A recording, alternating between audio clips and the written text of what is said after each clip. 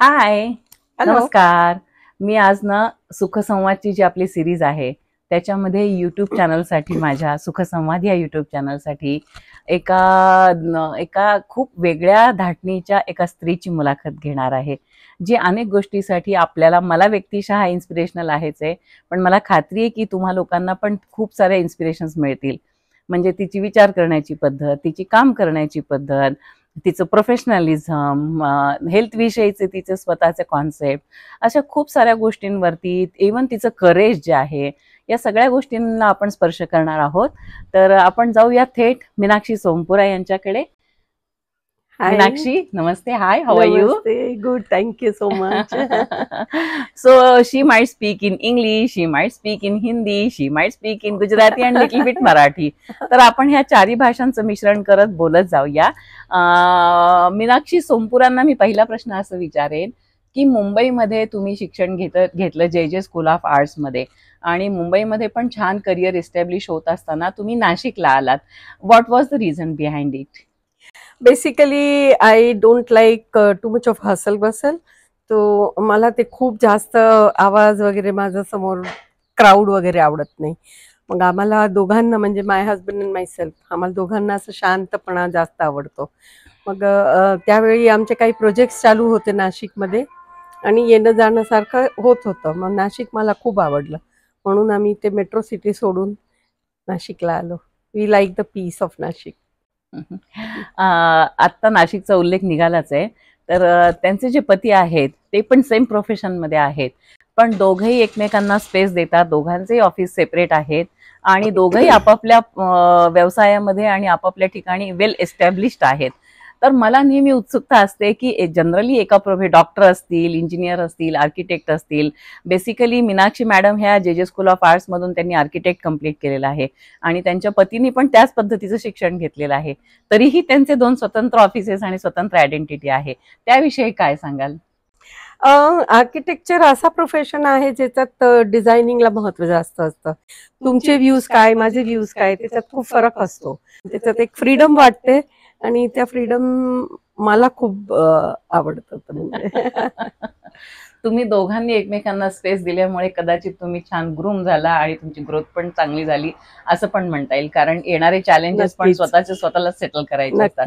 Of course एकमेकांच्या पाठीशी आपण असतो ऍज अ पार्टनर, पण इतकंही पाठीशी नको की समोरच्याचा कॉन्फिडन्स निघून जाईल. हो, म्हणजे तुम्हाला रुंदलं गेलं असं नको वाटायला. एक्झॅक्टली. आतापर्यंत केलेल्या अनेक प्रोजेक्ट पैकी कुठला प्रोजेक्ट असा आहे की ज्याच्यावर फार मनापासून प्रेम केलं आणि आनंद वाटला?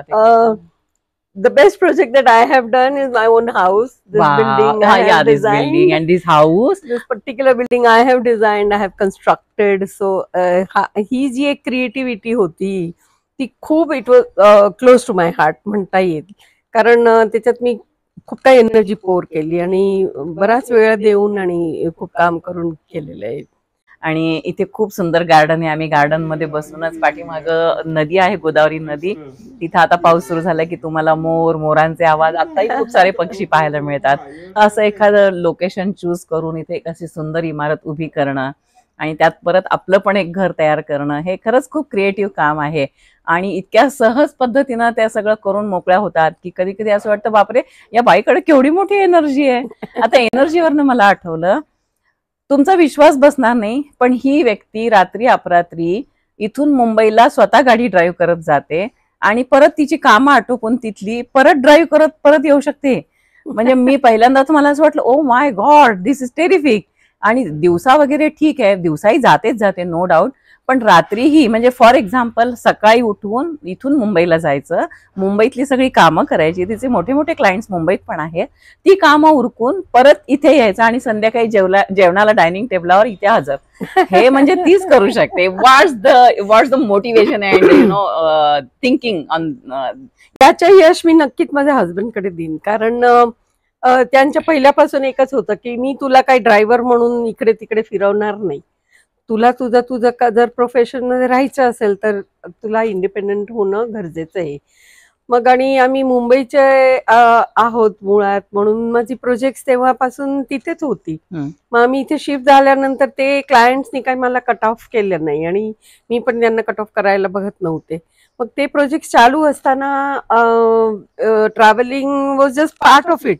मग मी कधी त्याकडे अशा दृष्टीने बघितलंच नाही की मी हे करू शकते का, असं क्वेश्चन मला कधीच उद्भवलं नाही. म्हणजे of course it has to be done, आणि that was very natural for मी.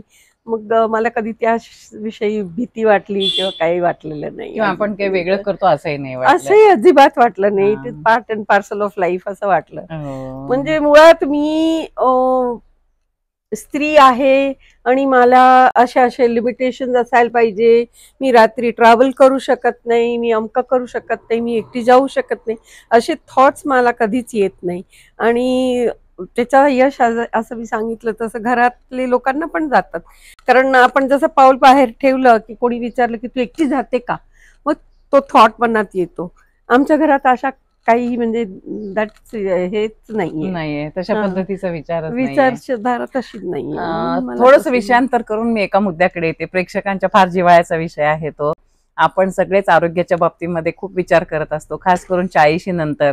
कारण आपला प्रेक्षक वर्ग जो आहे तो बराच महिला आहे, आणि 40 नंतर साहजिक आहे काही ना काही आजार उद्भवतात. Menopause, pre menopause, BP, diabetes, pre diabetic, thyroid, हे फार कॉमन गोष्टी आहेत. किंवा तुमचं कोलेस्ट्रॉल वाढणं हे अगदीच कॉमन आहे.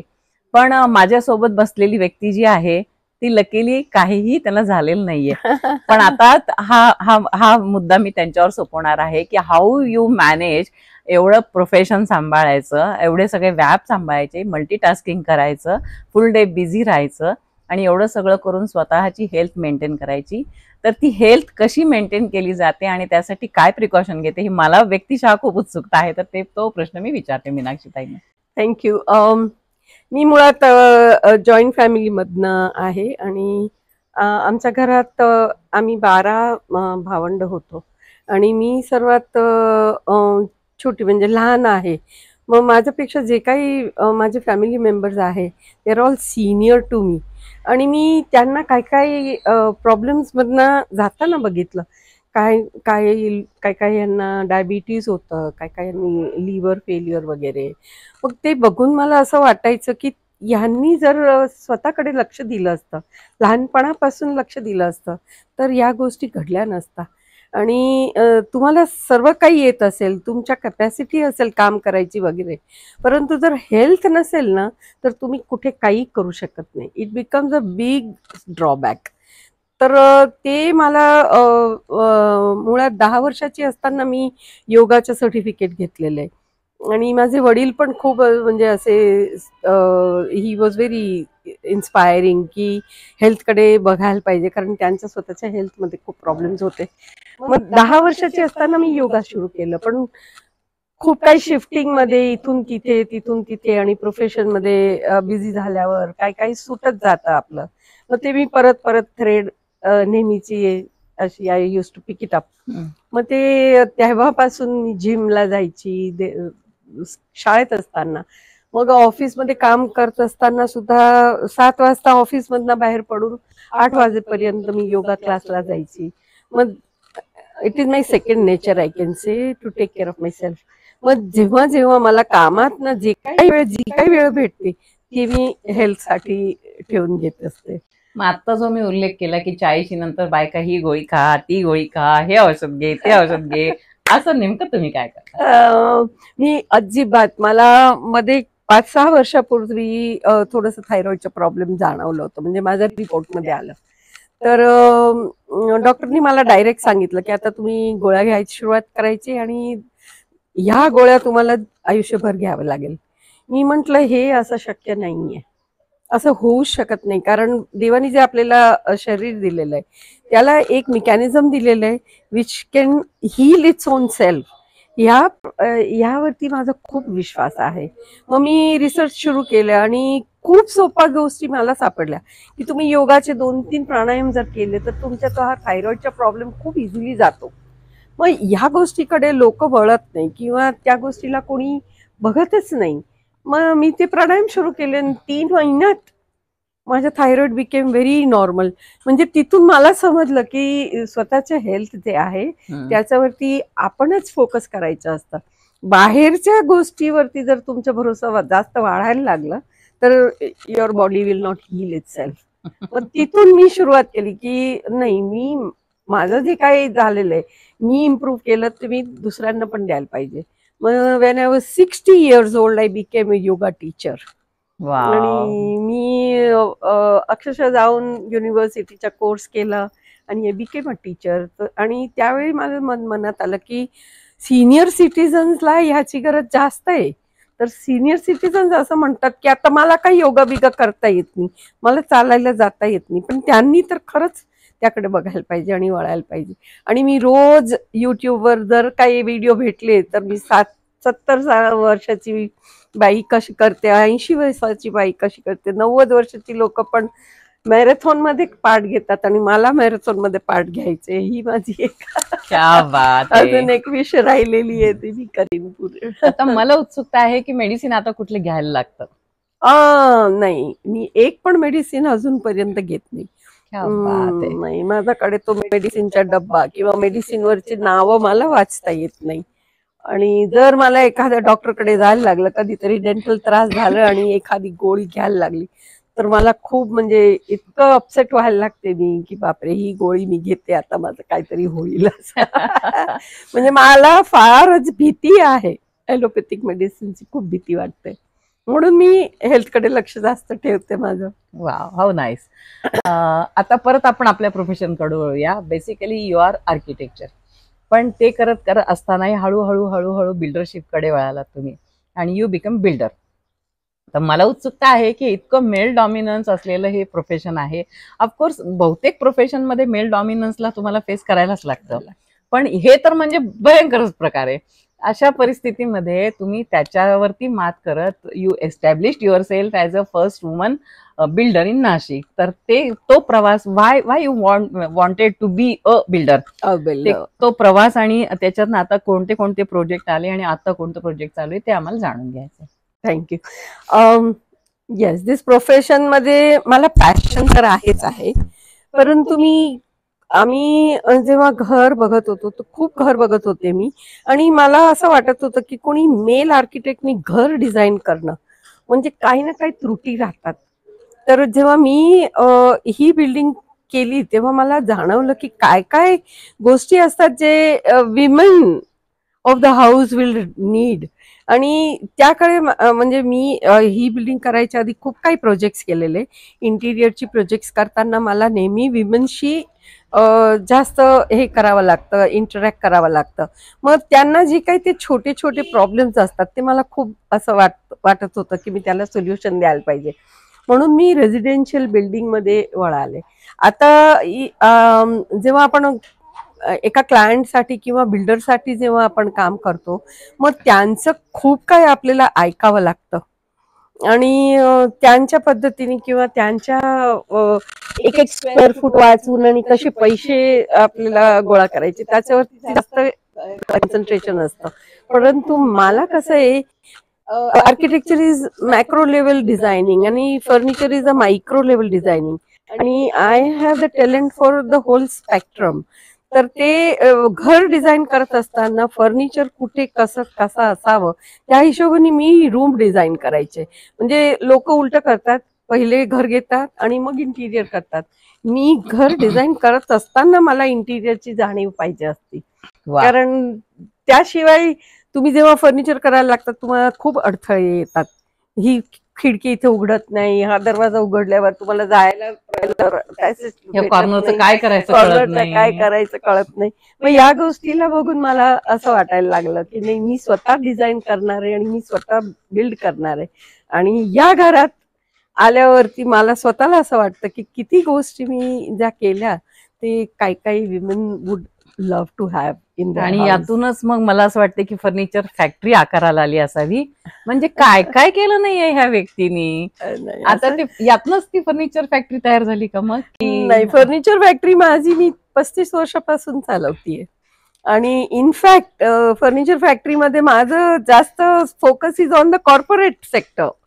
बिकॉज तिकडे मला जेव्हा तुम्ही कॉर्पोरेट सेक्टरमध्ये काम करता तर जे काही ऑफिसर्सला तुमची भेट होते किंवा जे काही लोकांना तुम्ही भेटता, most them are males basically, but they have a very different mindset. मग ते जेव्हा आपल्या बरोबर काम करतात, they are very professional. So that part also I love because I am even though at heart I am, the kind of work that I like is very male dominating, so I don't mind being there as well. how मध्ये nice. Factory मध्ये मी basically corporate furniture जास्त केलेलं आहे. So that also You I've are enjoyed. super ambitious, you are workaholic. Yes, you can say पण that. याच्या पलीकडे जाऊन जेव्हा वेळ मिळतो तेव्हा रिक्रिएशन म्हणून what do you do for your recreation? Health. इसलिए तो हमारी जमती है. Yes. थोड़ा टाइम मिला तो स्विमिंग में जाओ, थोड़ा टाइम मिला तो वॉक पे जाओ, थोड़ा टाइम मिला तो नेचर में जाओ. हॉलीडेज में ऐसे हॉलीडेज करना पसंद करती हूँ which can take me nearer to nature rather than luxury, you know. But then you have to experience everything. So traveling मुझे बहुत पसंद है, म्यूजिक मुझे बहुत पसंद है, तो घर में टाइम मिला तो म्यूजिक सुनती हूँ. जब भी टाइम मिलता है तो ट्रैवल करती हूँ. ट्रैवलिंग से मुझे ऐसा लगता है कि आपका जो थिंकिंग का पैटर्न है वो बहुत चेंज होता है.